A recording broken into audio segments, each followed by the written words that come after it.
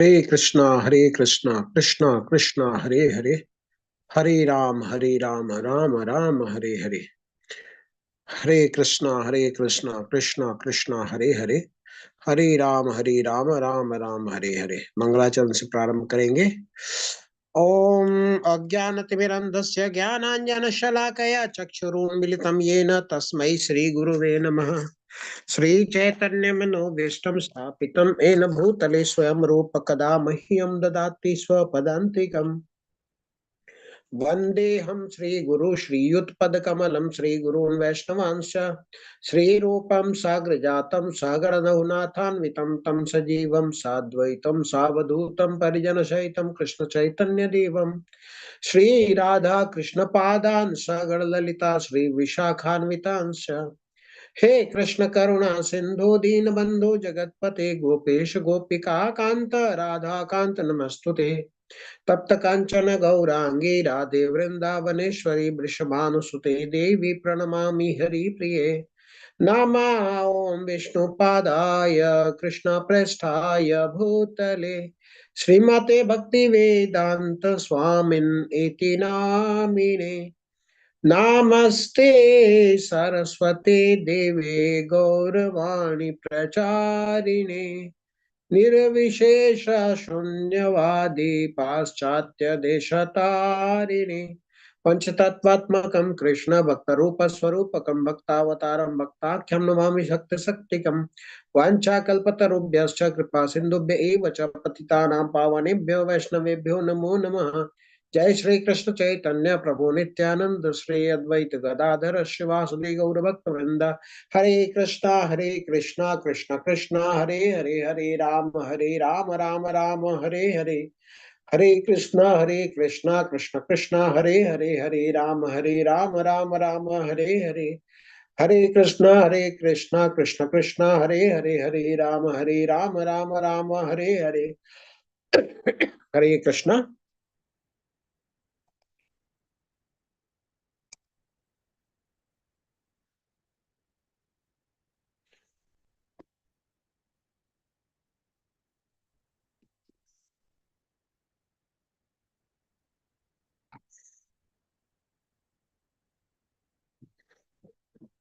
हरे कृष्णा।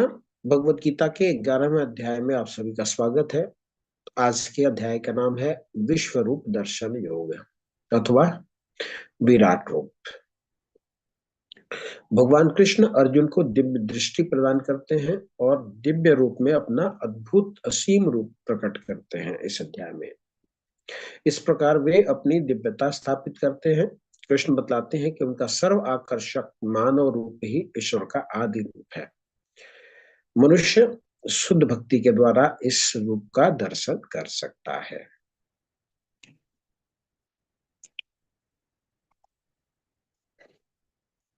तो भगवान का विश्व रूप का दर्शन इस अध्याय में 55 श्लोक है। और ये इस सेक्शन का अर्थात भक्ति योग जो आरंभ हुआ था अपना चैप्टर 7 से लेकर के 12 तक में सबसे बड़ा चैप्टर है। और इसमें जाने से पहले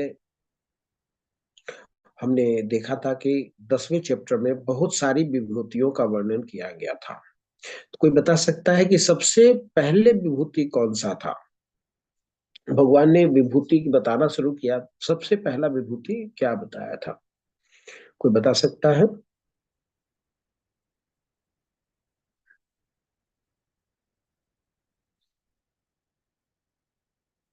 क्या विभूति थी जिसका वर्णन भगवान ने किया था सबसे पहले? हरे कृष्णा, मेरी आवाज आ रही है?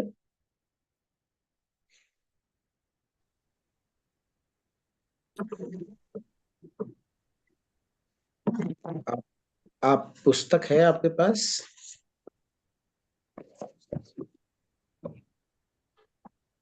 कौन सा श्लोक में था ये?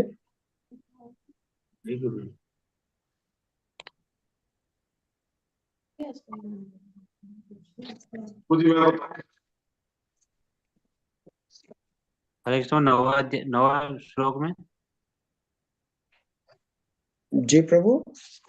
प्रभु जी, उस श्लोक में? 9वां श्लोक में? नहीं प्रभु। वो जी मैं बोलूं? सबसे पहले भगवान ने विभूति जो बताया था, अपने को परमात्मा बताया था, और भगवान परमात्मा के रूप में सबके हृदय में स्थित है। और यह पहला विशेष गुण बताया जो कि भौतिक लक्षण था। कोई बता पाएगा कि कौन सा श्लोक को हम चतुश्लोकी कहा जाता है? 10वें अध्याय में हमने चतुश्लोकी हरे पढ़ा कृष्ण था। मुझे 9वें 10वें 11 बार 9वें 10वें 11वें को 8वें 9वें 10वें 11वें। जी, 8वें 9वें 10वें और 11वें में। तो 8वां श्लोक हमने बताया था भगवान के संबंध के बारे में, 9वां श्लोक बताया था भगवान के अभिधेय के बारे में। अभिधेय का अर्थ होता है कि संबंध जान गए तो हम क्या कार्य करें जिससे हमारी आदान प्रदान, अपनी संबंध और प्रगाढ़ बने। और 10वें और 11वें में हमने देखा था भगवान से जुड़ने का लाभ क्या है, प्रयोजन क्या है, वो बताया था। ये 4 श्लोक को चतुश्लोकी भी कहा जाता है। अब क्या विभूति और अवतार एक ही है? हमने 10वें अध्याय में पढ़ा था भगवान की विभूति, और हम ये भी जानते हैं भगवान बार बार अवतार लेते हैं। तो क्या अवतार और विभूति एक ही है या अलग है?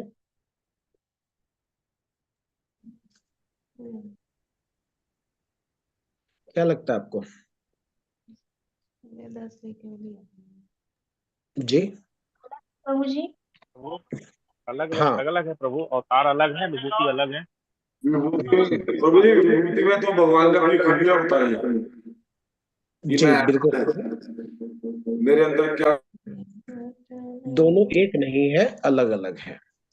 अगर हम सिंह के ऊपर ध्यान करते हैं और नरसिंह भगवान के ऊपर ध्यान करते हैं तो ये दोनों का लाभ अलग अलग होगा। अगर हम सिंह का ध्यान करते हैं और भगवान से इसका संबंध के बारे में अगर नहीं सोचते हैं तो इससे हमें कोई आध्यात्मिक लाभ नहीं मिलने वाला है, चाहे हम कितना देर भी सिंह को देखते रहें। लेकिन अगर हम नरसिंह भगवान के बारे में सोचते हैं, नरसिंह भगवान का दर्शन करते हैं तो हमें आध्यात्मिक लाभ मिलेगा। अगर हम सिंह को देखते हैं और हम सोचते हैं कि ये भगवान का विभूति है, अगर हम सिंह को देख करके उसको रिलेट करते हैं अगर कृष्ण के साथ में, भगवान के साथ में, भगवान ने क्या कहा था? जानवरों में मैं सिंह हूं।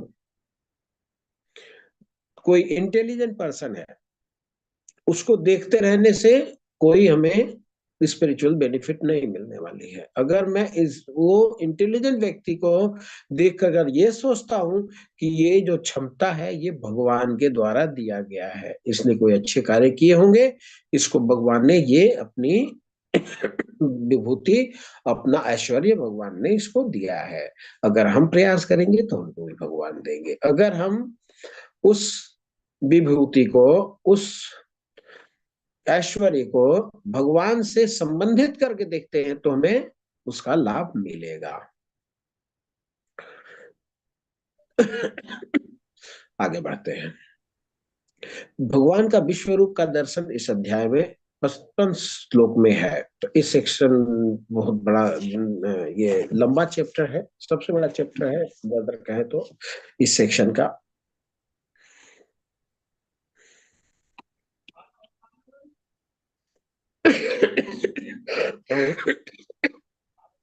तो चैप्टर 10 में कृष्ण ने अंतिम श्लोक में कहा था कि यह पूरे ब्रह्मांड को एक अंश से धारण करता हूं। क्या बोला था? एक अंशेन स्थितो जगत। तो मैं और क्या बताऊंगा, इतना जान लो कि मैं पूरे ब्रह्मांड को एक अंश से चलाता हूँ और सब जगह व्याप्त रहता हूँ। तो आप लोग म्यूट करें अपने को, एडमिन प्लीज म्यूट करें।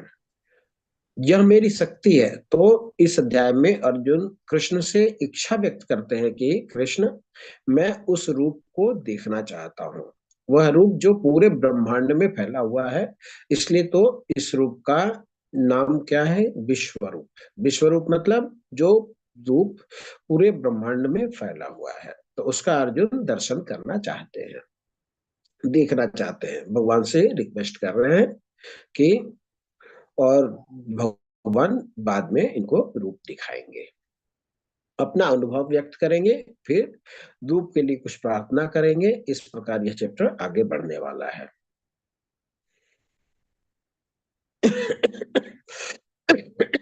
कोई आपसे कहता है कि नारायण से कृष्ण आते हैं या कृष्ण नारायण से नारायण से कृष्ण आते हैं या कृष्ण से नारायण आते हैं, तो आपको क्या करना है, अब वो सीधा उन्हें अध्याय 11 में लेके आना है। 11 में भगवान बड़ा क्लियर बता देने वाले हैं कि ओरिजिनल फॉर्म भगवान का कृष्ण का है। चलते हैं आगे श्लोक अध्याय में प्रवेश करते हैं। अर्जुन उवाच मद अनुग्रहाय परमं गुह्यम आध्यात्म संगीतम यत्योक्तम वचस्तेन मोहोयम विगतो मम। अर्जुन ने कहा, आपने जिन अत्यंत गुह्य आध्यात्मिक विषयों का मुझे उपदेश दिया है, उसे सुनकर अब मेरा मोह दूर हो गया है। तो क्या बोलते हैं, मद अनुग्रहाय परमम, मतलब मेरे ऊपर बड़ा अनुग्रह किया है आपने। परम गुह्यम, क्या अनुग्रह किया आपने, आपने मुझे गुह्य ज्ञान दिया है। कृष्ण ने 10वें अध्याय में कहा था कि अर्जुन को कि मैं तुमको और गुह्य ज्ञान देने जा रहा हूं। तो यहाँ पर अर्जुन बोल रहे हैं कि आपने बड़ा अनुग्रह किया, आपने मुझे ज्ञान दिया, गुह्य ज्ञान दिया। बाद में क्या बोलते हैं, आध्यात्मम संगीतम, मतलब अध्यात्म ज्ञान आपने मुझे दिया। यत योक्तम वचस्तेन मोहोयम विगतो मम। अर्जुन ने कहा कि आपने जिन आध्यात्मिक विषयों का मुझे उपदेश दिया है, उसे सुनकर अब मेरा मोह दूर हो गया, मोह चला जा चुका है। तो अर्जुन अभी समझ चुके हैं 10वां अध्याय सुनकर कि कृष्ण ही समस्त विभूतियों के आश्रय है। तो वास्तविकता में जो भौतिक विभूतियों का आश्रय है कौन है, महाविष्णु होते हैं, जो पहले पुरुष अवतार हैं, जो कि महत्त्व बनाते हैं। और वे जो महाविष्णु हैं वो कहां से आते हैं, वो कृष्ण से आते हैं। तो अर्जुन इस बात को समझ गया कि मेरी आंखों के सामने जो खड़े हैं वो समस्त अवतारों के स्रोत हैं। और यह समझकर अर्जुन हृदय में, अर्जुन के हृदय में आनंद की लहर दौड़ जाती है। क्यों, क्योंकि वे सोच रहे हैं कि इतना बड़ा व्यक्ति जो मेरा मित्र है, उसे आनंद का अनुभव हो रहा है। और अर्जुन धन्यवाद कर रहे हैं कृष्ण को। क्यों, क्योंकि कृष्ण ने अर्जुन के प्रश्न का उत्तर दिया है। क्या उत्तर था कृष्ण का, अर्जुन का प्रश्न क्या था, अर्जुन ने पूछा था कि आपको कैसे कैसे अलग अलग रूप में स्मरण कर सकता हूं। आगे बढ़ते हैं। तात्पर्य में प्रभुपाद जी क्या लिखते हैं, इस अध्याय में कृष्ण को समस्त कारणों के कारण के रूप में दिखाया गया है।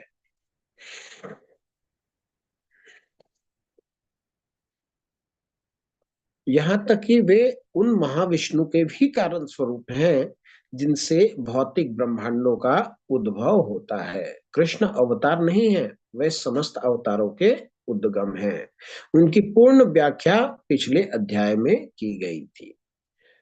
अब जहां तक अर्जुन की बात है, उसका कहना है कि उसका मोह दूर हो गया है। इसका अर्थ क्या हुआ कि वह कृष्ण को अपना मित्र स्वरूप सामान्य मनुष्य नहीं मानता, अपितु उन्हें प्रत्येक वस्तु का कारण मानता है। किंतु अब वह यह सोचता है कि भले ही वह कृष्ण को हर एक वस्तु का कारण मान ले, किंतु दूसरे लोग नहीं मानेंगे। अतः इस अध्याय में यह सबों के लिए कृष्ण की अलौकिकता स्थापित करने के लिए कृष्ण से प्रार्थना करता है कि वे अपना विराट रूप दिखलाएं।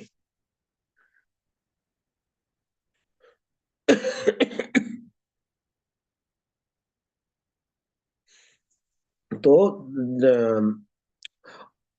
जहां तक अर्जुन की बात है, तो उसका कहना है कि उसका मोह दूर हो गया है। इसका अर्थ क्या हुआ कि भगवत गीता के कारण क्या था, भगवत गीता का शुरुआत था कि अर्जुन मोहित हो गया था और बोल रहा था कि मैं आपको शरणागत होता हूँ और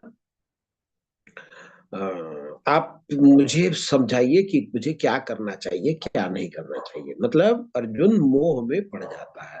अब क्या कह रहा है कि मेरा मोह दूर हो गया है। तो भगवत गीता यही समाप्त हो जाना चाहिए या आगे बढ़ना चाहिए?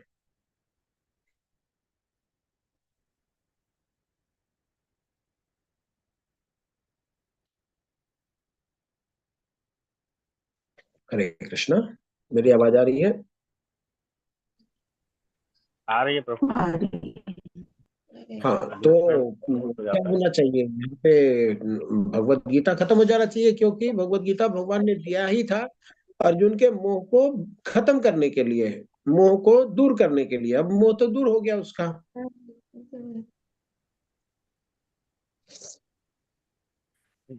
बट प्रभु हरे अर्जुन की अब कृष्ण इच्छा है ना, अब भक्त की इच्छा है कि भगवान का दर्शन करे, तो भगवान इसको समझ रहे होंगे, तो अर्जुन से कहवाया उन्होंने कि तुम्हें क्या चाहिए, वो तुम मुझसे ले लो अभी। विष्णु के भी कारण।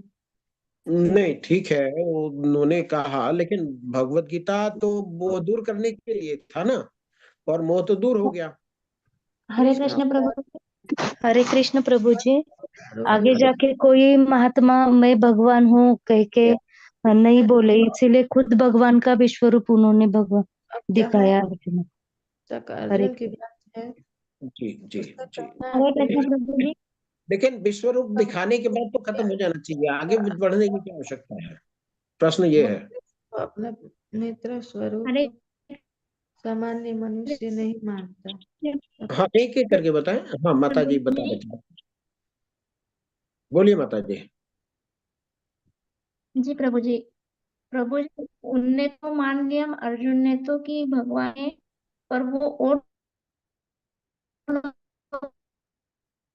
आपकी आवाज कट रही है माता जी। लोगों का भी उद्धार करना चाहते थे, इसलिए वो आगे प्रभु जी आ रही है आवाज अब?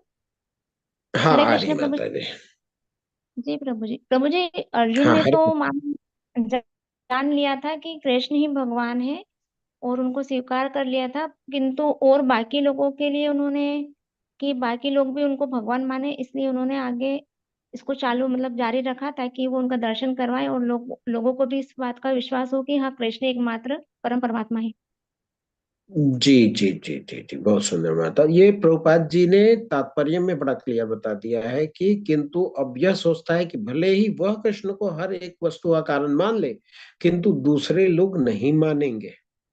हमारी ये स्थिति नहीं है कि अर्जुन वाली स्थिति, तो हमारे मन में डाउट होता है। और भगवान ने क्या बोला कि मैं एक अंश से पूरे विश्व में व्याप्त हूँ, एक अंश से मैं सारा संसार ब्रह्मांड चलाता हूँ एक अंश से। तो हमारे बीच भी तो लोग नहीं आते हैं कि कई बार उत्तेजना में झगड़ा होती है तो बोलते हैं ये तो मेरा बाल भी नहीं टेढ़ा कर सकता। बोलते हैं नहीं बोलते हैं? अब बाल कैसा है भाई जो टेढ़ा ना कर सके, लोग सरिया तक टेढ़ा कर देते हैं। तो भगवान, लोग ये भी कहेंगे कि सिर्फ बोल देने से थोड़े हो जाता है, भगवान ने बोला ही तो है, करके तो नहीं दिखाया ना।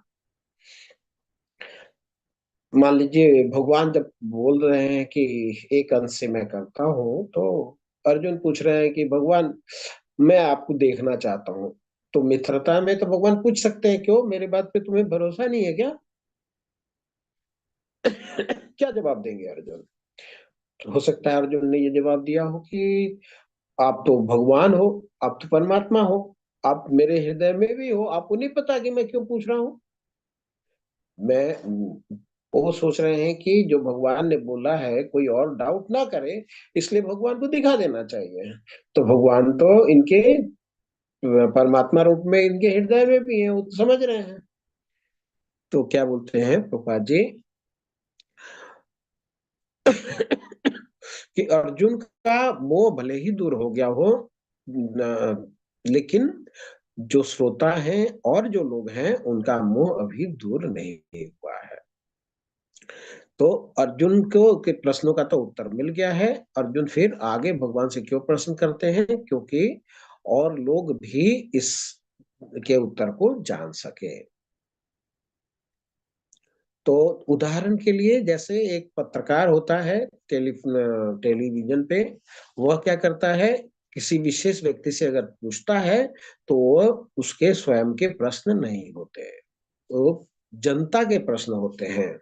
जैसे कोई टीवी पे आता है कि कैंसर का कैसे इलाज करना होता है, कैंसर को कैसे डायग्नोस करना होता है, तो जो पूछता है इसका मतलब ये नहीं है कि उसको कैंसर हुआ है, वो हमारे बिहाफ पे प्रश्न पूछता है। तो अर्जुन जो बोल रहे हैं कि आप मुझे दिखाइए, तो ये आम जनता के लिए, ये और लोगों के लिए बता रहे हैं। हम आगे बढ़ते हैं।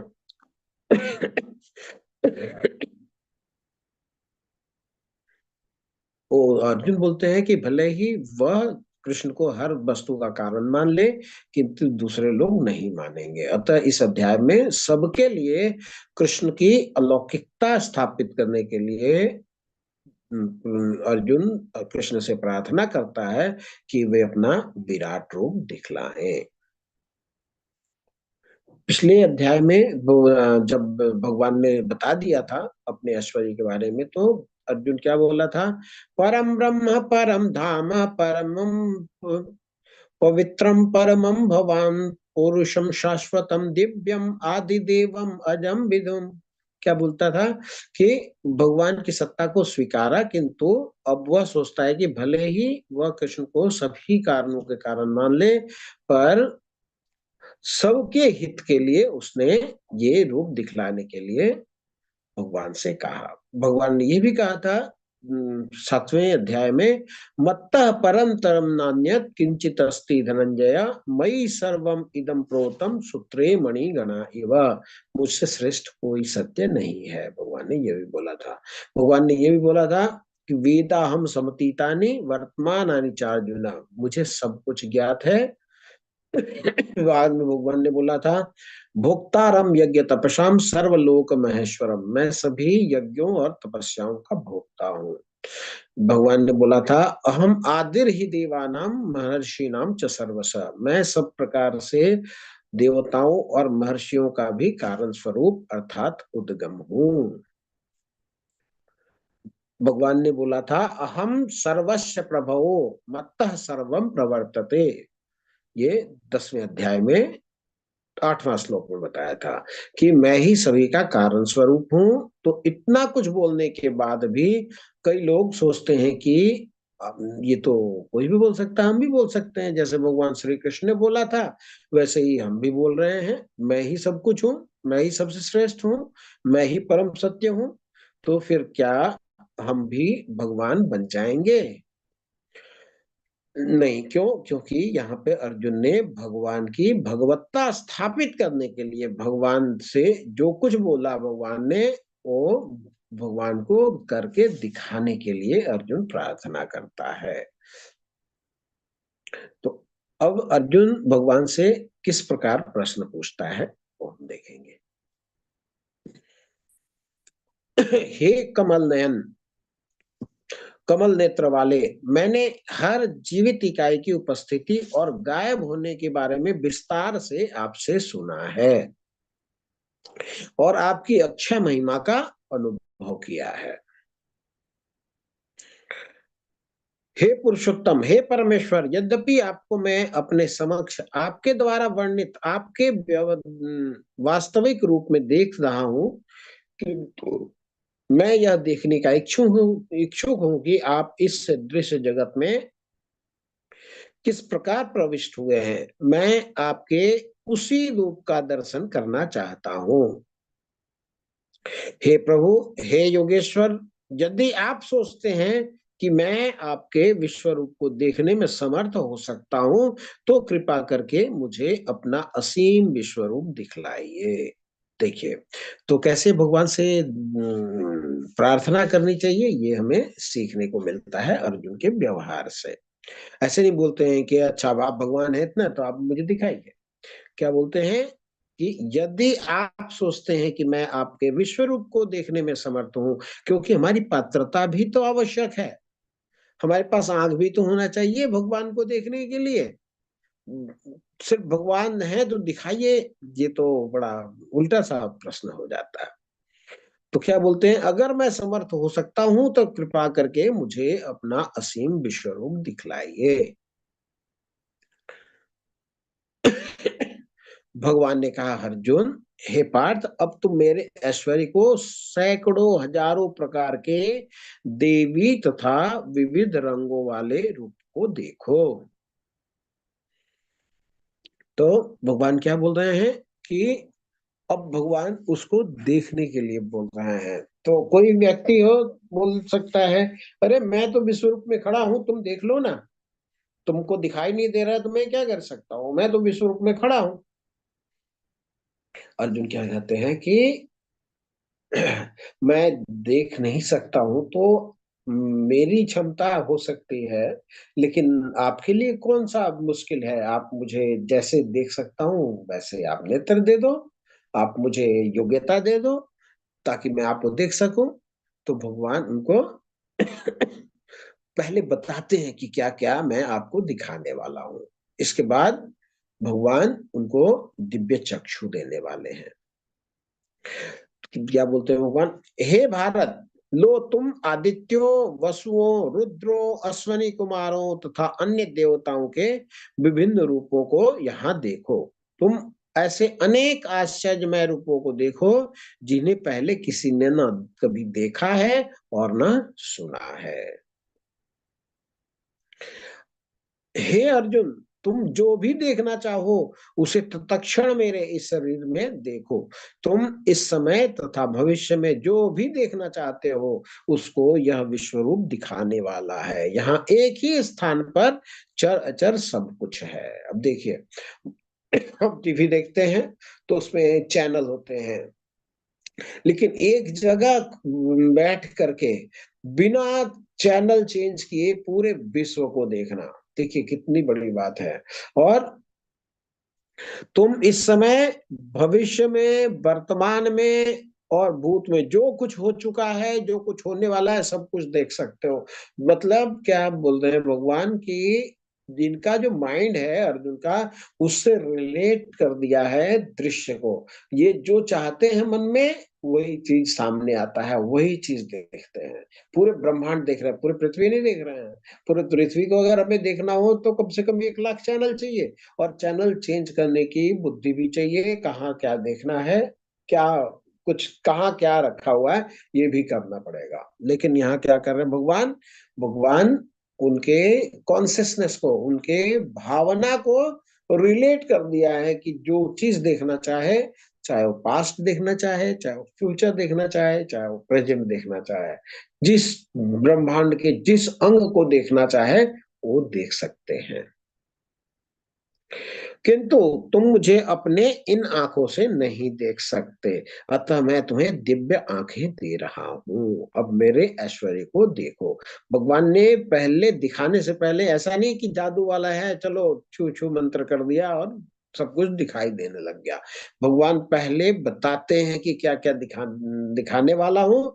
इसके बाद बोलते हैं भगवान कि मैं तुम्हें दिव्य आंखें दे रहा हूँ, उसके वजह से तुम मेरे ऐश्वर्य को देख सकते हो। तो जब हम कब इससे हमें क्या शिक्षा मिलती है, जहां कहीं भी हम यात्रा के लिए जाएं, पहले हम सुने, पहले हम समझें क्या महत्व है इसका। अगर हम महत्व जान जाएंगे तो यात्रा का आनंद कई गुना बढ़ जाएगा।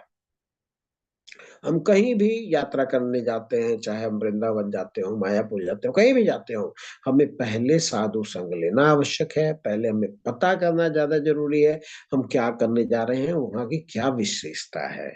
अदरवाइज क्या होता है कि हम घूम के आ जाते हैं, बाद में पता लगता है अरे यहाँ पे तो हमें ये चीज देखना चाहिए था, फिर अफसोस होता है अरे प्रकाश ये मुझे पहले पता होता। तो तरीका क्या है कि पहले हम जान लें, इसके बाद हम देख लें।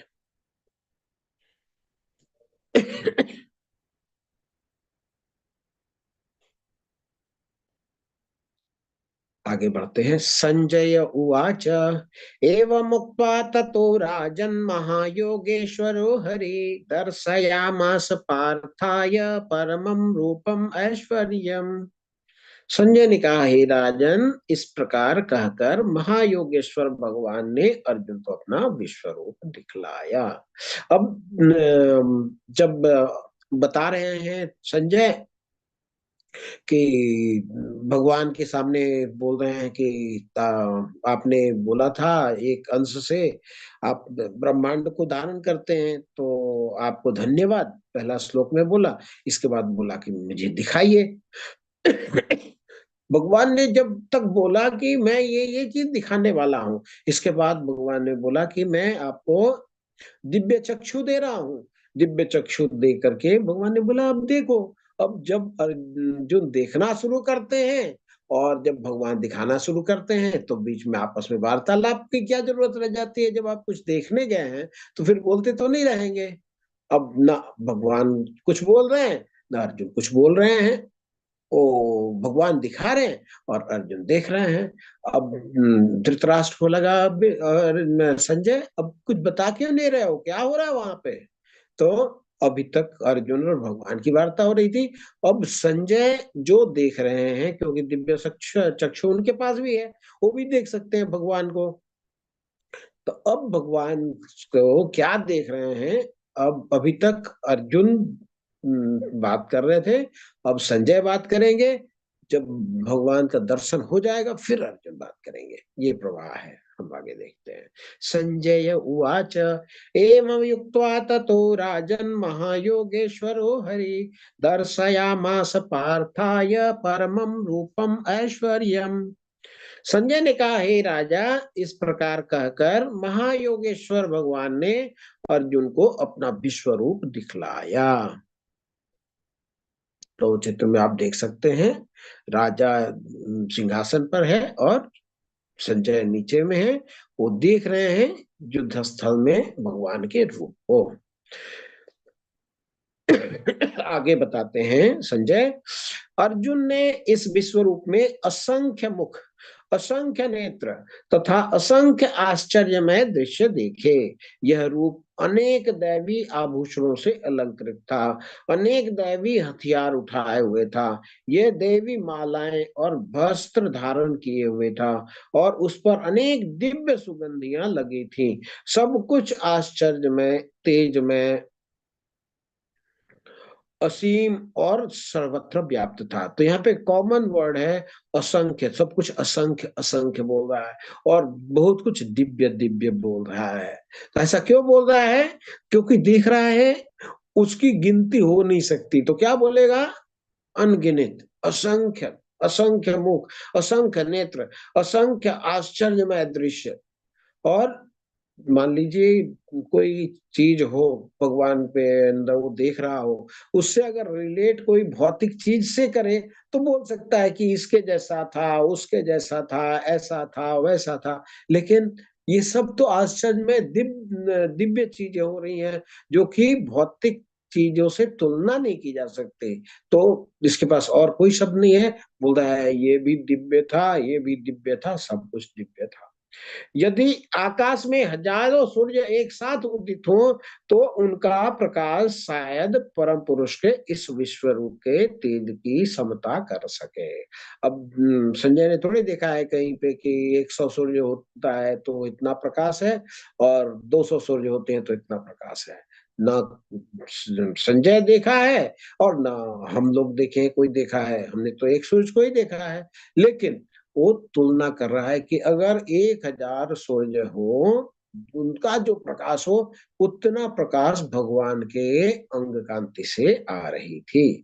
जैसे हजारों सूर्य एक साथ उदय हो तो उनका जो प्रकाश है शायद परम पुरुष के इस विश्व रूप के तेज की समता कर सके। उस समय अर्जुन भगवान के विश्व रूप में एक ही स्थान पर स्थित हजारों भागों में विभक्त ब्रह्मांड के अनंत अंशों को देख सका। जैसे जो स्काई है, जो आसमान है, वो एक स्क्रीन का रूप ले लिया हो और सब कुछ वहीं पे दिखाई दे रहा हो। जैसे मूवी में बैठते हैं स्क्रीन के सामने सब कुछ दिखता है, वैसे ही दिख रहा था।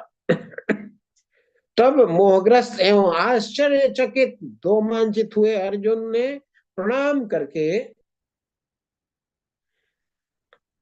करने के लिए मस्तक झुकाया और वह हाथ जोड़कर भगवान से प्रार्थना करने लगा।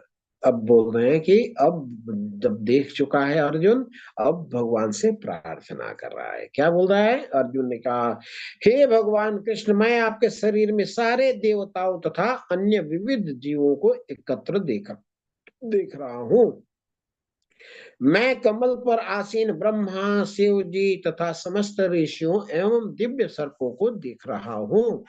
हे विश्वेश्वर, हे विश्वरूप, मैं आपके शरीर में अनेकानेक हाथ, पेट, मुख तथा आंख देख रहा हूँ, जो सर्वत्र फैले हैं और जिनका अंत नहीं है। आप में न अंत दिखता है, न मध्य दिखता है, न आदि दिखता है।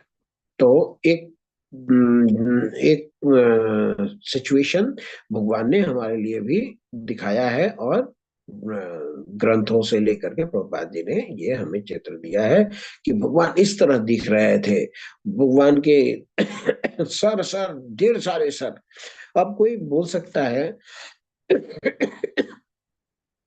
देवता कितने हैं? कई लोग बोलते हैं देवता 33 हैं, कई लोग बोलते हैं 33 करोड़ हैं, कई लोग बोलते हैं अनगिनत हैं।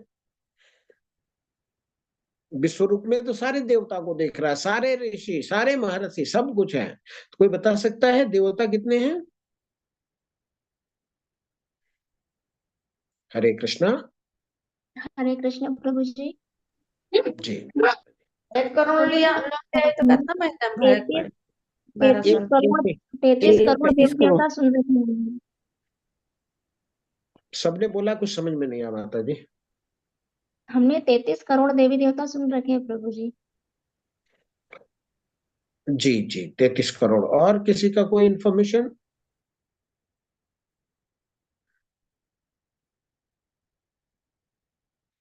दीक्षिता माता जी बोलती है 33 कोटि। और किसी को कुछ जानकारी?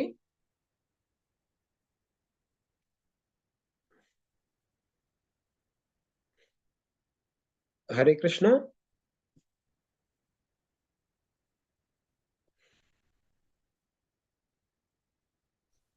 देखिए 33 कोटि प्रभु जी। हाँ, 30 कोटि करोड़ ही सुना कहते हैं, कुछ प्रकार मैं कहते हैं। मैं बोलता कि सबको म्यूट कर दे। ठीक है, कुछ लोग कोटि कहते हैं, कुछ लोग प्रकार कहते हैं। एक्चुअली क्या है कि देवता वो हैं जो देवलोक में रहते हैं। देवलोक को स्वर्गलोक भी कहते हैं। तो जो देवलोक में रहें या स्वर्गलोक में रहें वो देवता है। ठीक है, देवता और जो पद में गरिमा में है, जो विशिष्ट देवता हैं, उनमें फर्क होता है। जैसे भारतवर्ष में कुछ तो मंत्री लग रहते हैं और कुछ लोग मनुष्य जन रहते हैं, साधारण मनुष्य रहते हैं। तो एक पावरफुल पोजीशन है और दूसरा एक सिटीजन है इंडिया का। वैसे ही असंख्य लोग देवलोक में रहते हैं। ठीक है, 33 करोड़ हैं, 33 कोटि हैं, सब ठीक है। लेकिन जो 33 प्रकार के जो देव हैं, उनके पास पोजीशन पावर है, वो कंट्रोलरशिप है। जैसे यहाँ पे ब्यूरोक्रेट्स हैं, जैसे यहाँ पे नेता लोग हैं, उनको एक जिम्मेवारी दी गई है, उस जिम्मेवारी को वो निभाते हैं।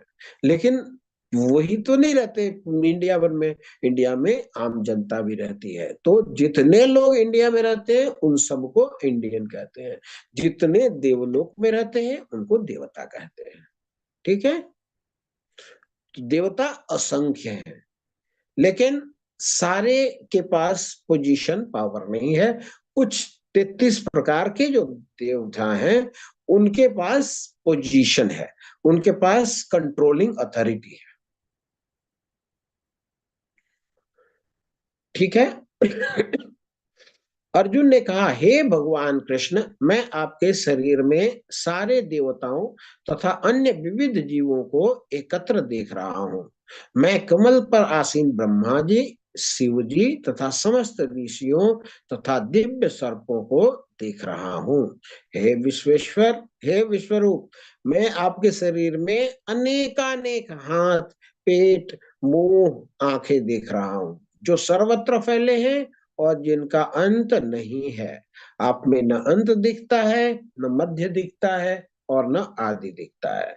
आपके रूप को उसके चकाचौंध के कारण देख पाना कठिन है। क्यों? क्योंकि वह प्रज्वलित अग्नि की भांति तथा सूर्य के अपार प्रकाश की भांति चारों ओर फैल रहा है।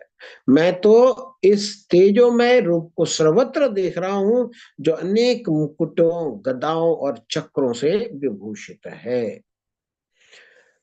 आप परम आद्यज्ञेय वस्तु हैं। आप इस ब्रह्मांड के परम आधार अर्थात आश्रय हैं। आप अव्यय तथा पुराण पुरुष हैं। आप सनातन धर्म के पालक भगवान हैं। यही मेरा मत है। आगे बोलता है, आप आदि, मध्य और अंत से रहित हैं। आपका यश जो है अनंत है। आपकी असंख्य भुजाएं और सूर्य चंद्रमा आपके नेत्र हैं।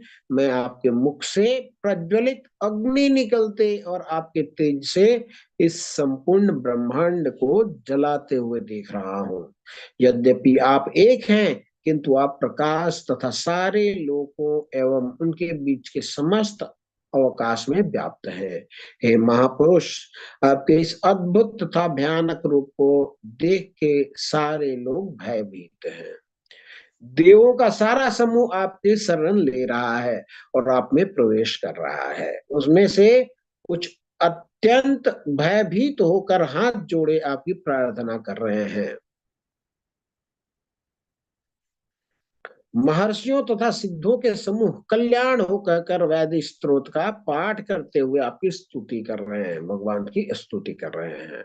हे महाबाहु, आपके इस अनेक मुख, नेत्र, बाहु, जंघा, पेट, पांव तथा भयानक दांतों वाले विराट रूप को देखकर देवतागण सहित सभी लोग अत्यंत विचलित हैं और उन्हीं की तरह मैं भी हूँ। वो भी सारे विचलित हैं और मैं भी विचलित हूँ। हे सर्वव्यापी विष्णु, नाना ज्योतिर्मय रंगों से युक्त आपको आकाश का स्पर्श करके मुख फैलाए तथा बड़ी बड़ी चमकती आंखें निकालते देखकर भय से मेरा मन विचलित है। मैं न तो धैर्य धारण कर पाता हूँ, न मानसिक संतुलन ही पा रहा हूँ। धृतराष्ट्र के सारे पुत्र अपने समस्त सहायकों के सहित तथा भीष्म, द्रोण, कर्ण तथा हमारे प्रमुख योद्धा भी आपके विकराल मुख में प्रवेश कर रहे हैं। अब भगवान दिखा रहे हैं फ्यूचर। तो बोल रहे हैं कि ये सारे जो कौरव पार्टी के जो बड़े बड़े योद्धा थे वो, और हमारे जो समूह हैं, हमारे ग्रुप के जो लीडर हैं, जो बड़े बड़े देवता, बड़े बड़े बड़े प्रमुख योद्धा, हमारे प्रमुख योद्धा भी आपके विकराल मुख में प्रवेश कर रहे हैं और उनमें से कुछ के सिरों को तो आप के दांत के बीच चूर्णित हुआ देख रहा हूं, आप चबा रहे हैं। जिस प्रकार नदियों की अनेक तरंगे समुद्र में प्रवेश करती हैं, उसी प्रकार समस्त महान योद्धा भी आपके प्रज्वलित मुखों में प्रवेश कर रहे हैं।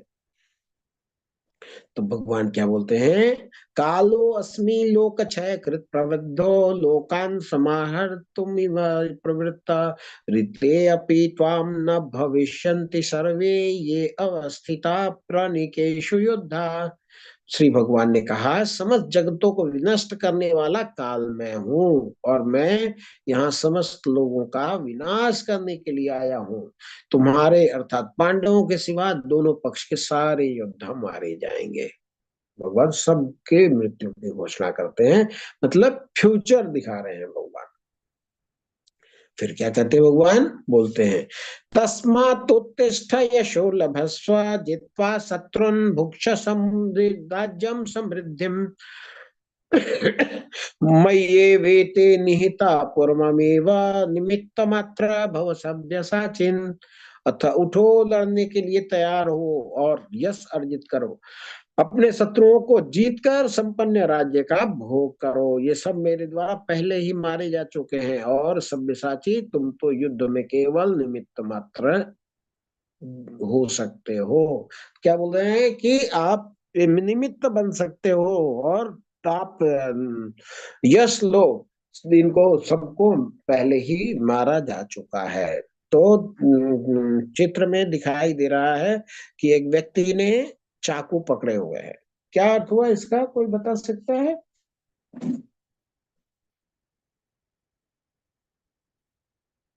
हरे कृष्णा।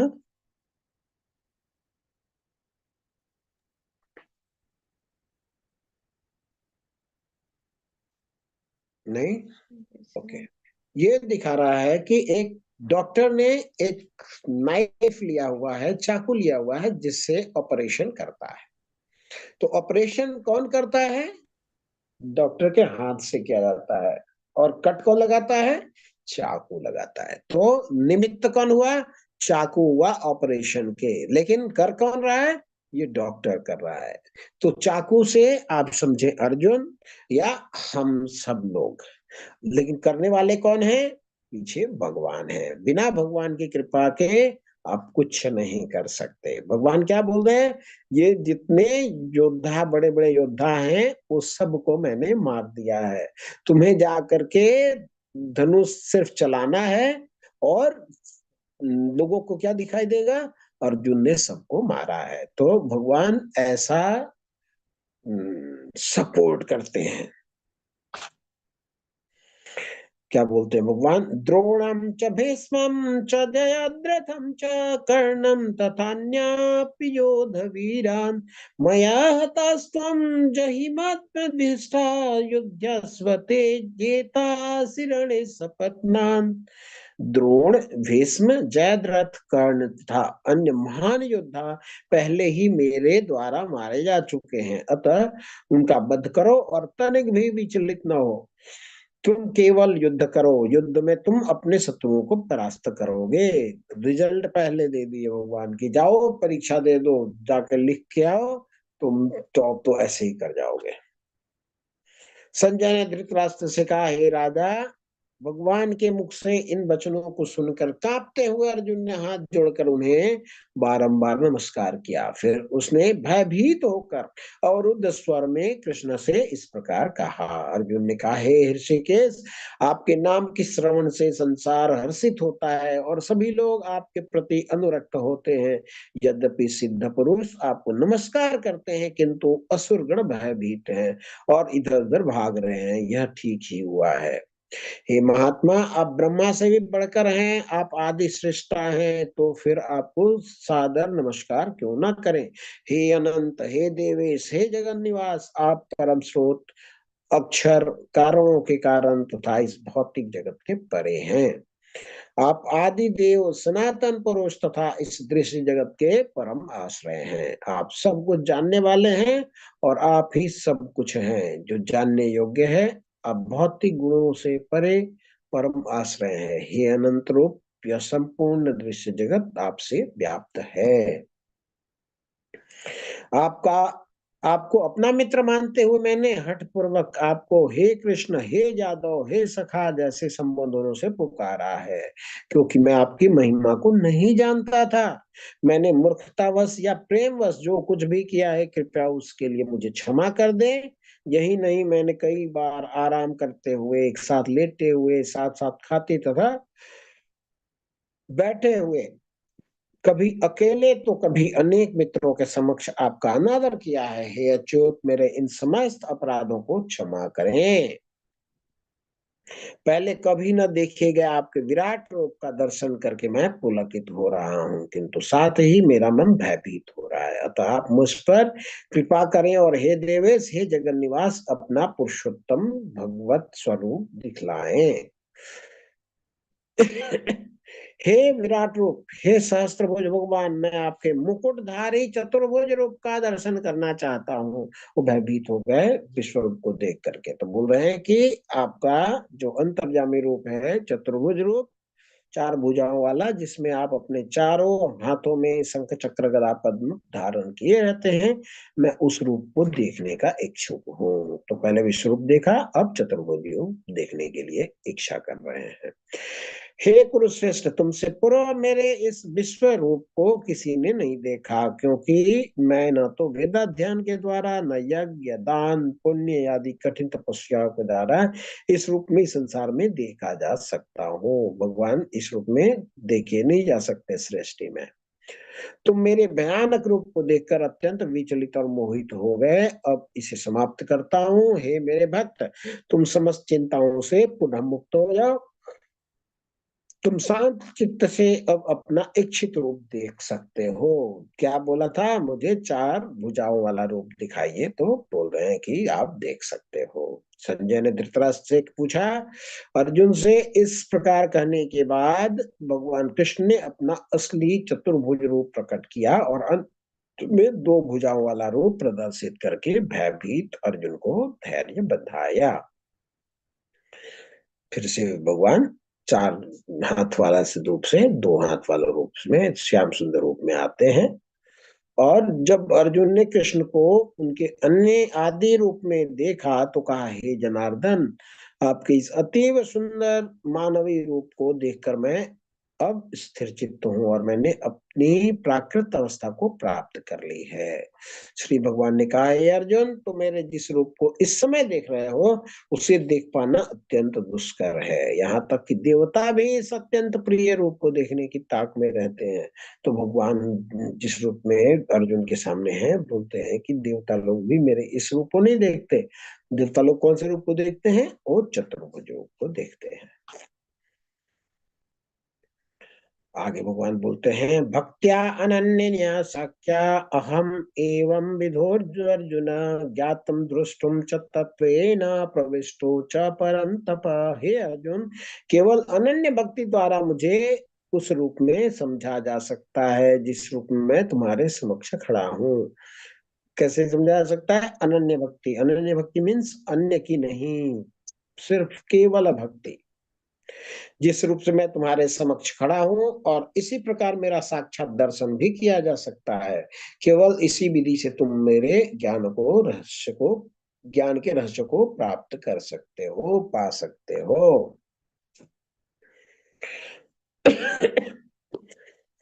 लास्ट श्लोक ये है, मत कर्म कृत मत परमो मत भक्त संग वर्जित निर्वैर सर्वभूतेषु यशमामेति पांडव। हे अर्जुन, जो व्यक्ति सकाम कर्म तथा मनोधर्म के कलमश से मुक्त होकर मेरी शुद्ध भक्ति में तत्पर रहता है, जो मेरे लिए ही कर्म करता है, जो मुझे ही जीवन लक्ष्य समझता है और जो प्रत्येक जीव में मैत्री भाव रखता है, वह निश्चय ही मुझे प्राप्त करता है। तो भगवान की प्राप्ति के लिए क्या करना होगा? मत कर्माकृत, मेरे लिए कर्म करो।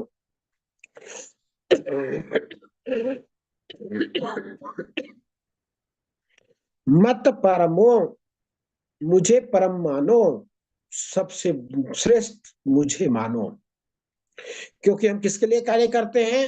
श्रेष्ठ के लिए कार्य करते हैं। जो श्रेष्ठ होता है उसके लिए हम कार्य करते हैं। भगवान कहते हैं, मेरे को श्रेष्ठ मान लो, मेरे लिए कार्य करने शुरू हो जाओगे। मत कर्माकृत, मेरे लिए कर्म करो। मत परमो, मेरे को श्रेष्ठ मानो। मत भक्त संग वर्जिता, मेरे शुद्ध भक्ति में तत्पर हो जाओ। और क्या बोलते हैं? निर्वैर सर्वभूतेषु, ये नहीं बोल रहे हैं मनुष्यों से निर्वैर हो जाओ, बैर मत रखो मनुष्यों से, नहीं बोल रहे हैं कि सर्वभूतेषु, चींटी से लेकर के हाथी ब्रह्मा तक सबसे बैर नहीं रखना, निर्वैर बैर नहीं रखना। यह सह मामेति पांडव, हे पांडव, जो ऐसा करता है वो मेरे पास आ जाता है। क्या क्या करना है? बैर नहीं रखना है, भगवान के लिए काम करना है, भगवान को परम मानना है, बस इतना ही चार काम करने के बता रहे हैं भगवान। प्रभुपाद जी के शब्द हैं, पढ़ लेते हैं। सारांश यह है कि कृष्ण ने अपने क्षण भंग और विश्व रूप के साथ साथ काल रूप जो सब कुछ भक्षण करने वाला है और यहाँ तक कि चतुर्भुज विष्णु रूप को भी दिखलाया। इस तरह कृष्ण इन समस्त स्वरूपों से उद्गम है। ऐसा नहीं कि वे आदि विश्व रूप या विष्णु को ही अभिव्यक्ति है, वे समस्त रूपों के उद्गम है। भक्त के लिए कृष्ण का कोई अन्य रूप उतना महत्वपूर्ण नहीं जितना कि मूल दो भुजी श्याम सुंदर रूप है। ब्रह्म संहिता में कहा गया है कि जो प्रेम या भक्ति भाव से कृष्ण के श्याम सुंदर रूप के प्रति आसक्त है, वे सदैव उन्हें अपने हृदय में देख सकते हैं और कुछ भी नहीं देख सकते। अतः मनुष्य को समझ लेना चाहिए कि इस 11वें अध्याय का तात्पर्य यही है कि कृष्ण का रूप ही सर्वोपरि है एवं परम सार है। अब अध्याय का सारांश देख लेते हैं। पहला टॉपिक था अर्जुन कृष्ण से अपने सार्वभौमिक रूप को दिखाने के लिए अनुरोध करता है। 11:1 से 11:4 द्रष्टुम इच्छामि ते रूपम, आपके रूप का दर्शन करना चाहता हूँ। दूसरा सेक्शन है भगवान कृष्ण अपने सार्वभौमिक रूप को वर्णन करते हैं। बहुनी आदर्श पूर्वाणी 5 श्लोक संख्या 5 से 8 में, और सार्वभौमिक रूप अर्जुन का विजन है 9 से 14 में। अनेक अद्भुत दर्शनम, इसके बाद है यूनिवर्सल फॉर्म का अर्जुन का अनुभाग। द्रष्टुम न विद्यामि समम च विष्णु, आगे का टॉपिक है कृष्ण का उत्तर। कृष्ण क्या उत्तर देते हैं कि कालो अस्मि लोकक्षयकृत प्रवृद्धो, मैं काल हूं इसलिए सब कुछ भक्षण करने वाला काल मैं हूं। इसके बाद जब भगवान ने बता दिया तो अर्जुन उनकी प्रार्थना करने लगते हैं। क्या? स गदगदम भीत भीत प्रणम्य, लास्ट सेक्शन में कृष्ण को देखने के लिए शुद्ध भक्ति की जरूरत है। भक्त्या तु अनन्य शक्या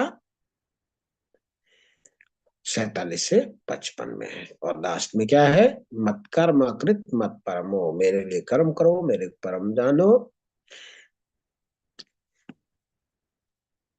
और किसी से बैर नहीं करो तो तुम मुझे प्राप्त करोगे। इसी के साथ ही हमारा अध्याय विराम देता है। किसी का कोई प्रश्न है तो ले सकते हैं। हरे कृष्णा कृष्णा कृष्णा हरे हरे, हरे राम राम राम हरे हरे, हरे कृष्णा। इंदर सिंह अधिकारी प्रभु जी, दंडवत प्रणाम।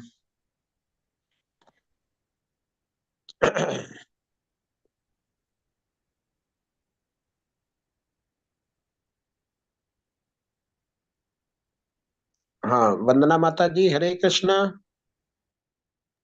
आप हरे लोग सब कृष्णा प्रभु जी। सारे लोग अव्यक्त रूप में बैठते हैं, साकार रूप में बैठा करें। जी माता जी, दंडवत प्रणाम माता। सादर प्रणाम प्रभु जी। मैं ये पूछना चाहती थी प्रभु जी, जैसे किसी की एज हो गई 50 एज है जिसकी, और उसने 10 साल 20 साल भक्ति करी, है ना, तो अब क्या होगा नेक्स्ट, मतलब कि उन्होंने उससे पहले कोई भी कर्म करे, चाहे अच्छे करे चाहे बुरे करे, तो उनका क्या होता है फिर? उनको आगे भक्ति प्राप्त होती है, मनुष्य शरीर प्राप्त होता है, क्या होता है उनके संग? देखिए माता जी, बहुत सुंदर प्रश्न है। हम क्या करते हैं, हम आज जो सोचे हैं कल खाने के लिए वही बनाएंगे ना। जी। तो हम जो सोचते हैं प्लान करते हैं वही कल के दिन में काम करते हैं, ठीक है। तो इस जीवन में जो हमने कार्य किया है उसके बेसिस पे हमें अगला जीवन मिलने वाला है, ठीक है। भगवान ने ये बोल दिया है कि मृत्यु के समय जो आपके विचार में आएगा वो आपको स्थान मिलेगा, ठीक है। तो हमारे विचार, मान लीजिए मैं हिंदी जानता हूँ, इंग्लिश जानता हूँ, गणित जानता हूँ, तो फ्रेंच तो मेरे दिमाग में आएगा नहीं कभी, है या नहीं। जर्मन तो आएगा नहीं, जो मैं जानता हूँ वही तो आएगा, जो मैं काम करता हूँ वही तो दिमाग में आएगा लास्ट में। अगर मैं भक्ति करता हूं तो भक्ति आएगा, अगर भक्ति नहीं करता हूं, धंधागिरी करता हूं तो धंधा आएगा, तो अगर मैं दुकान चलाता हूं तो दुकान आएगा। तो हमें क्या करना है? भक्ति का अभ्यास करना है। भक्ति का अभ्यास करेंगे, मृत्यु के समय जो भी हमारा भाव रहेगा वही हम प्राप्त करेंगे। ठीक है। नहीं, मैं ये नौवां पूछना अध्याय में, चाहती हूँ। हाँ एक सेकंड माता जी, मेरे को टाइम से पूरा कंप्लीट कर सॉरी। दीजिए।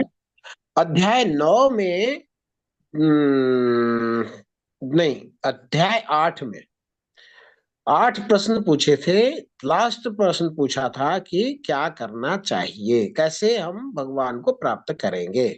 ठीक है। जी। तो उसमें बताया था, यम यम वापि स्मरण भावे त्यजन्ते अन्ते कलेवरम। जिस जिस भावना से हम शरीर को छोड़ते हैं वो शरीर हमें प्राप्त होता है। भगवान ने क्या बोला था कि मृत्यु के समय मेरा ध्यान जो करेगा वो मुझे प्राप्त होगा, इसमें कोई संशय नहीं है। हम मान लीजिए भक्ति कर रहे हैं, मान लीजिए कोई हम मांसाहारी व्यक्ति हैं, ठीक है, हम मांस खा रहे हैं, मृत्यु के समय हम बीमार पड़े हुए, मेरा मन करेगा कि जो कुछ खाया वही खाएंगे। अब हमारे मन में आ गया कि मांस मिल जाता, खा लेते तो बड़ा तृप्ति होते, तो क्या होगा? अंतिम समय में भगवान कोई ऐसे मांसाहारी जानवर के यहाँ हमको जन्म दे देंगे, है या नहीं? इसके लिए मुझे इतना एफर्ट करने की जरूरत नहीं है। मान लीजिए मैं स्विमिंग करता हूँ, स्विमर हूँ, लास्ट में सोच रहा हूँ कि काश मैं इतना कमजोर हो गया, मैं थोड़ा स्विमिंग कर सकता। भगवान क्या करेंगे? मछली जन्म दे देंगे, मगरमच्छ जन्म दे देंगे, कहीं जन्म दे देंगे, जीवन भर तुम जल के अंदर स्विमिंग करते रहो। अगर हमारे मन में भक्ति आ गई तो भक्ति कोई स्पीसीज नहीं कर सकता है मनुष्य के अलावा। ठीक है। तो भगवान हमें मनुष्य का ही शरीर देंगे। हमने 6ठे अध्याय में पढ़ा था, भगवान से पूछा था अर्जुन ने कि मान लीजिए भक्ति में अभी शुरू करता हूँ, 10 साल करता हूँ, इसके बाद मेरी मृत्यु हो जाती है, तो मैं संसारिक कार्य तो बंद कर चुका हूँ, अब चाय पीना बंद कर चुका हूँ, सिगरेट पीना बंद कर चुका हूँ, दारू पीना बंद कर चुका हूँ, ये सब तो बंद कर दिया है। अब अपने दोस्त तो जो हमारे जाते थे उनके साथ तो मैं आना जाना बंद कर दिया, अब मैं भक्ति करने लग गया। कहीं ऐसा तो नहीं होगा कि भक्ति भी नहीं मिलेगी और ये जो संसारी लोग थे उनके साथ भी हमारा रास्ता बंद हो जाएगा, जिसको बोलते हैं न माया मिली न राम मिले। ऐसी स्थिति में क्या होगा? तो भगवान ने बोला है कि जो योग के आरुक्ष हैं, आरुक्ष है मतलब जो शुरुआत कर रहे हैं, जिनका 1 साल हुआ है, 6 महीना हुआ है, 4 दिन हुआ है, जिनका शुरुआत हुआ है उसको भी अच्छी गति मिलती है। और जो योग आरूढ़ है, आरूढ़ मतलब जो योग की पद्धति पे कायम हो चुका है, बोलते हैं ना रथारूढ़, मतलब रथ में चढ़ चुका है, वैसे योगारूढ़, योग की सीढ़ी पे वो चढ़ चुका है, उसकी क्या गति होती है? भगवान कहते हैं कि उसको अगले जन्म में ऐसे भक्तों के घर में मैं जन्म दे देता हूं कि बचपन से वो भक्ति प्रारंभ कर देता है। जैसे वृंदावन के एक क्या नाम है, छोटा सा बच्चा है ना 5-6 साल का, भागवत प्रभु, भागवत भागवत। प्रभु। हाँ, तो इतना कुछ बोलता है, इसका मतलब बाबू क्या लगता है कि इसी जन्म का है क्या? डेफिनेट उसका पिछले जन्म का है। पिछले जन्म का। जी। तो भक्ति है जो आप जहां से इस बार खत्म किए, अगर क्लास 5 से किए तो 5 से आगे पढ़ेंगे, 6 में एडमिशन लेंगे। संसारी पढ़ाई आप पीएचडी कर लीजिए, अगले बार फिर से आपको एबीसीडी पढ़ना शुरू करना पड़ेगा। तो ये भौतिक शिक्षा और आध्यात्मिक शिक्षा में फर्क है। क्लियर माता? जी मैम, जी प्रभु जी, धन्यवाद, बहुत बहुत धन्यवाद। हरे कृष्ण, धन्यवाद, प्रणाम। धन्यवाद, प्रणाम प्रभु जी। किसी का और कोई प्रश्न? सब लोग अपना वीडियो तो ऑन करिए एटलीस्ट। लेवल 2-3 में जाएंगे तो कैसे पता लगेगा कौन हमारे साथ था कौन नहीं था?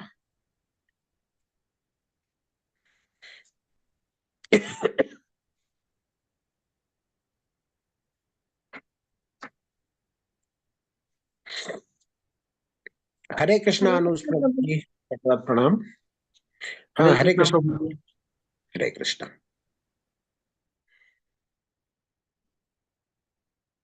हरे कृष्णा दीक्षिता माता जी, दंडवत प्रणाम। हाँ, कौन बोल रहा था अभी? हरे कृष्ण प्रभु जी। हाँ, हरे कृष्ण माता। प्रभु जी, विश्व रूप दर्शन में कृष्ण जी ने कहा कि वो और विष्णु भगवान भी उन्हीं का कारण है, तो उन्होंने पर जो बाद में और पहले दिखाया था विष्णु रूप ही दिखाया था, चतुर्भुज रूप ही। और गीता जी में कई जगह उन्होंने कहा है ना कि विष्णु जी का ध्यान करें, उनकी पूजा करें।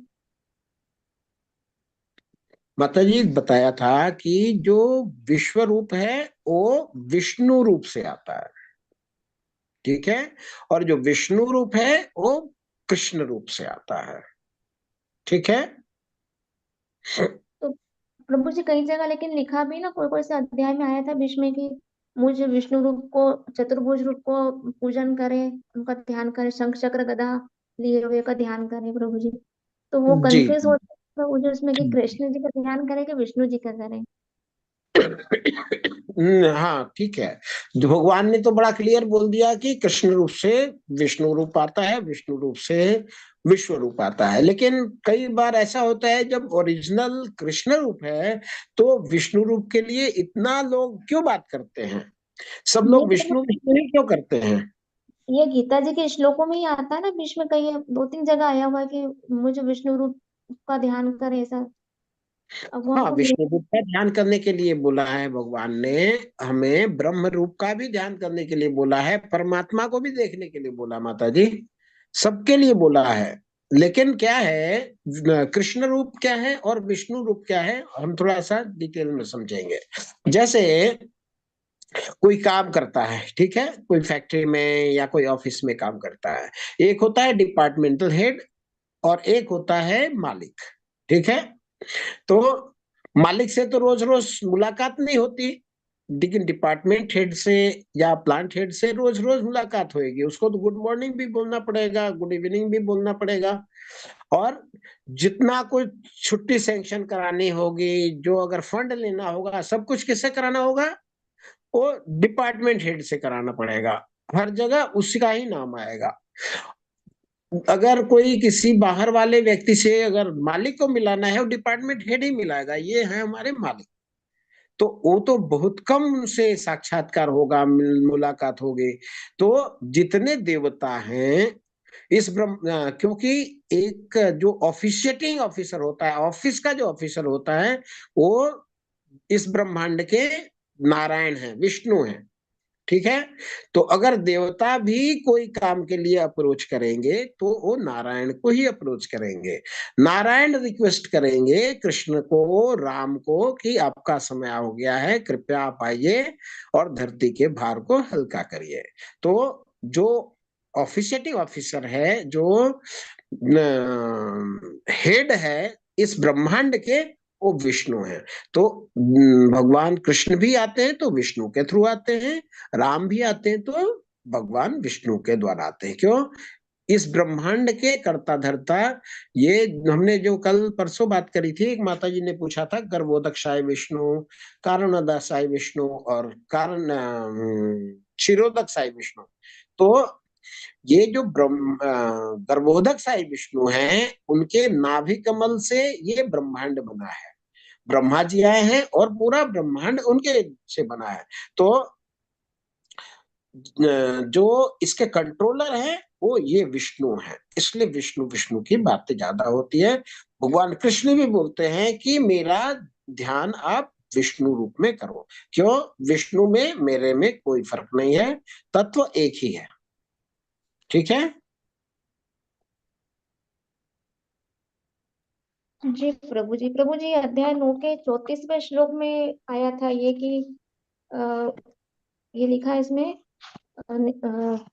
निष्काम भाव से नाम गुण और प्रभाव के श्रवण कीर्तन मनन और पठन पाठन द्वारा निरंतर भजने वाला हो तथा मुझ शंख चक्र गदा पद्म और किरीट कुंडल आदि भूषणों से युक्त पीताम्बर माला और कौस्तुभ मणिधारी विष्णु का मन वाणी और शरीर के द्वारा सर्वस्व अर्पण करके अतिशय श्रद्धा भक्ति से प्रेम से पूजन करने वाला हो।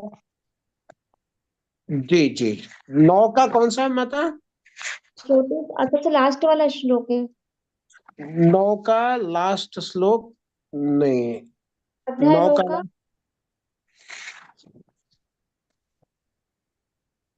अच्छा 9 में और है श्लोक। नहीं, लास्ट तो श्लोक 34 है माता, उसमें नहीं है। उसमें तो मन मना भव मत भक्तो बता रहे हैं। आप कौन 33वां से श्लोक देखिए, में बात कर रहे हैं? अध्याय 9 का। ये गोरखपुर की गीता जी हमारे पास में। हाँ, कोई बात नहीं, श्लोक संख्या बताएं। सबसे प्रेमी रहते हैं, हाँ। कौन सा श्लोक है माता? श्लोक का संख्या क्या है? 33 और 34 देखिए ना।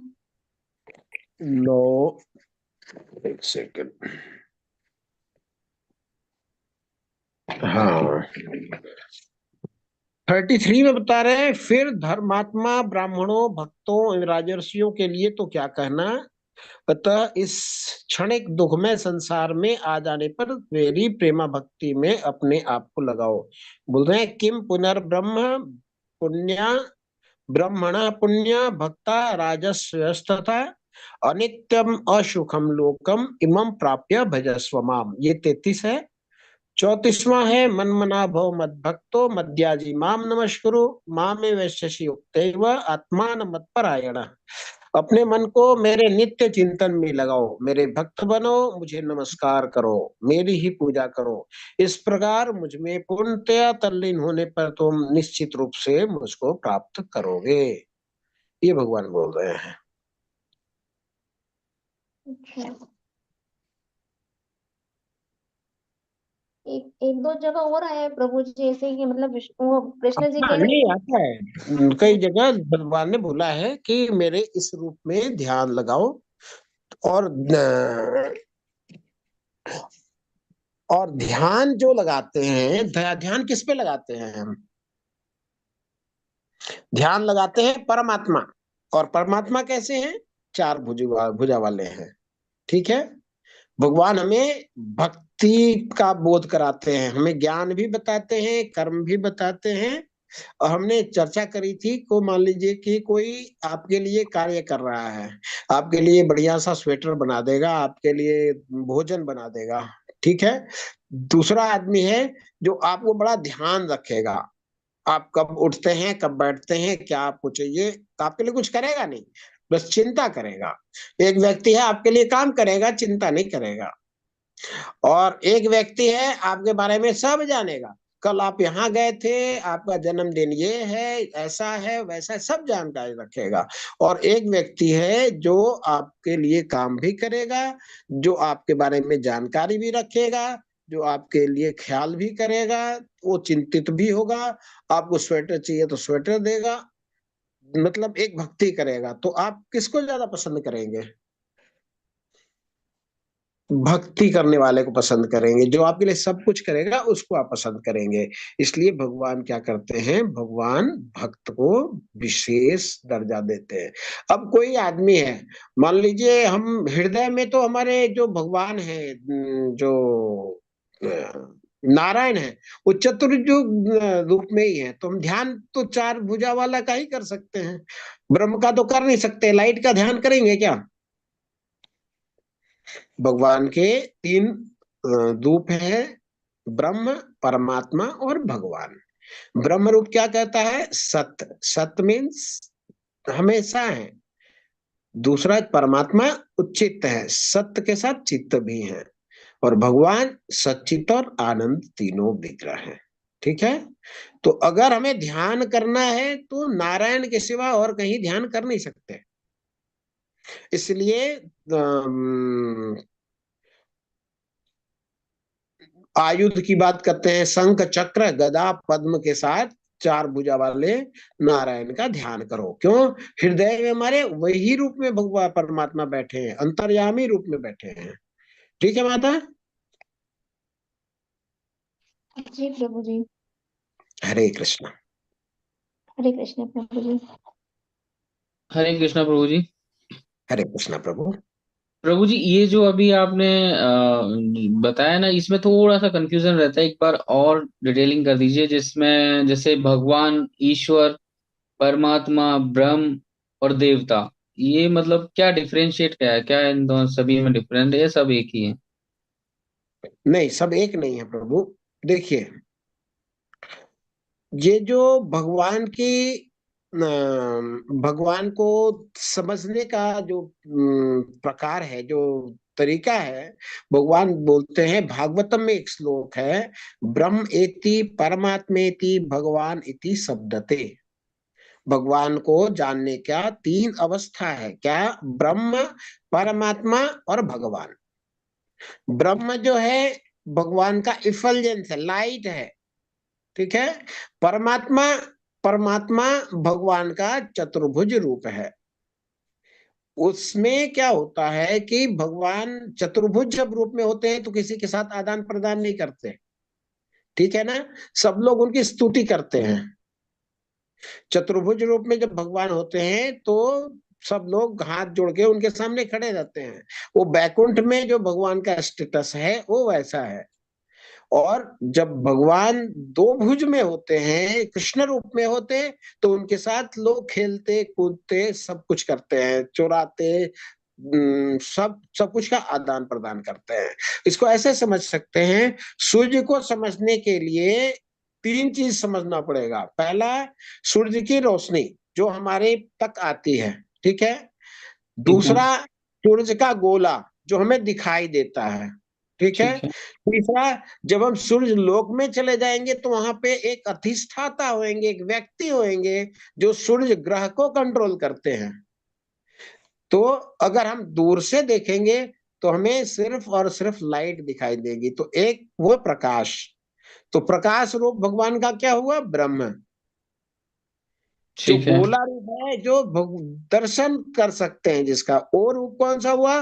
वो चतुर्युग परमात्मा लोग, ठीक है।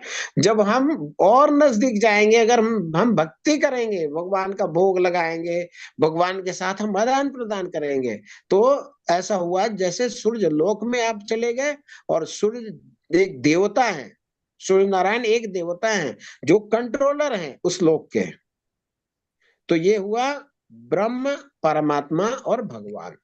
अब देवता की बात आती है।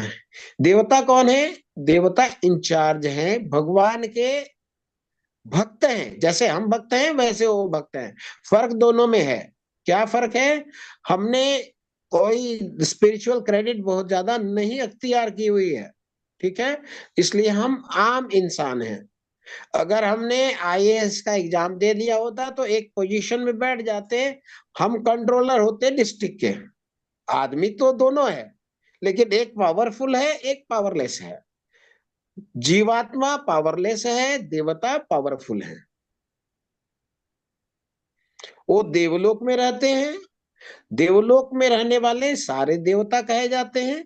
कुछ पावरफुल पोजीशन में है, कुछ स्वर्ग में है, उनकी भक्ति इतनी अच्छी है, इतने पुण्य कर्म है कि वो स्वर्ग लोक में जा सकते हैं।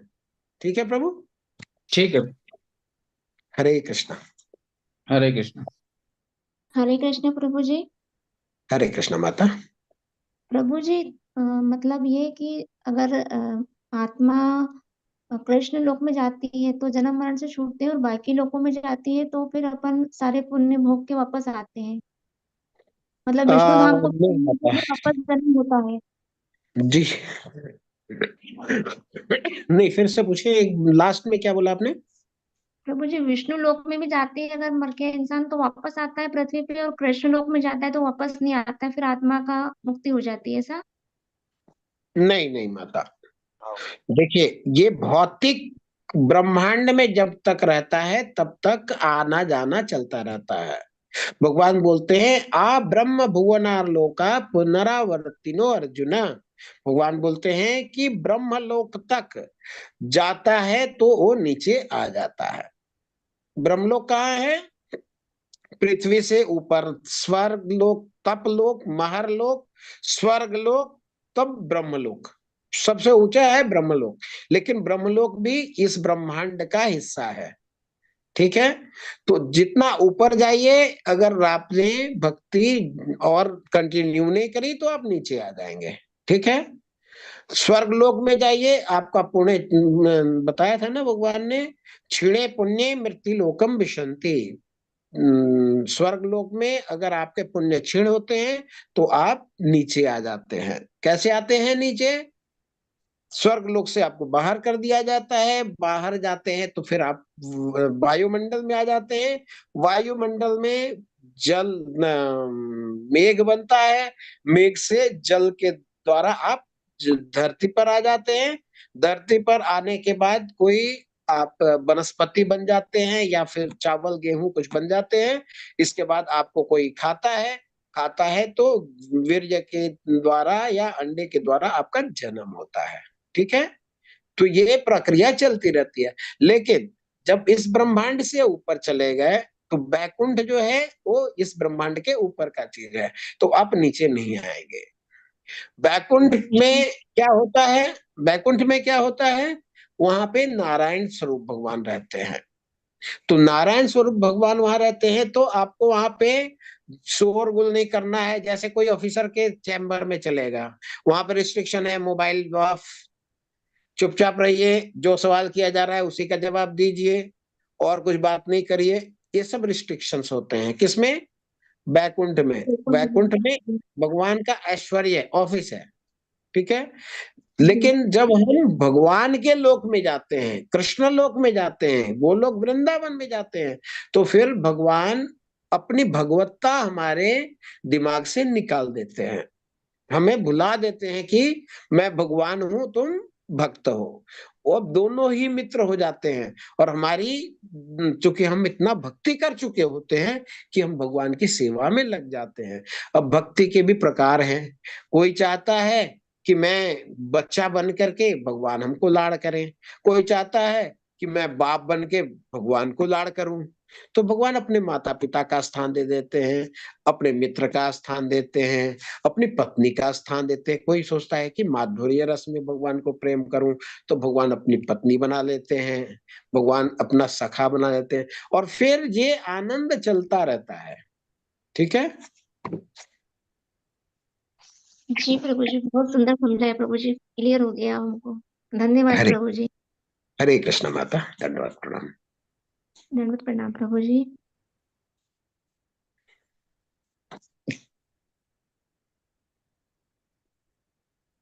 प्रभु जी। हाँ बोलिए प्रभु। प्रभु जी, जैसे भगवान राम की भक्ति करते हैं तो साकेत धाम जाते हैं, तो फिर वहां का मतलब क्या है? जैसे भगवान कृष्ण के गोलोक वृंदावन जाते हैं तो फिर उनके सखा रूप में, मित्र रूप में, पिता रूप में, पुत्र रूप में, तो भगवान साकेत धाम में जाते हैं तो फिर? हाँ, तो भगवान साकेत में थे, जब भगवान राम रूप में थे यहाँ पे, तो कैसे व्यवहार करते थे? भगवान एकदम कैलकुलेटिव मुस्कान छोड़ते थे। ठीक है ना। जी और प्रभु जी। खूब चिल्ला करके हंसना, ये भगवान को पसंद नहीं। भगवान राम को, ये मर्यादा पुरुषोत्तम है, हर काम मर्यादा में करते हैं। जी जी। धर्म में जितना कुछ होना चाहिए सब राम, भगवान राम उसकी प्रतिमूर्ति है। राम विग्रहवान धर्म, धर्म का अगर कोई शरीर धारण करे तो वो भगवान राम है। जी प्रभु जी। तो जो धर्म शरीर धारण करे तो राम है, वो माखन तो नहीं चुराएंगे आपके लिए, है या नहीं? जी जी प्रभु जी। भगवान कृष्ण में 4 माधुर्य अलग से है। 60 कला है राम, भगवान राम की, और 64 कला है भगवान कृष्ण की। वो लीला माधुर्य उसमें एडेड है। ठीक है ना। जी प्रभु जी। भगवान कृष्ण के कंधे पे बैठे हुए ग्वाल बाल को आप देख सकते हैं। राम जी के कंधे पे किसी को बैठे देखा क्या? नहीं प्रभु जी। नहीं।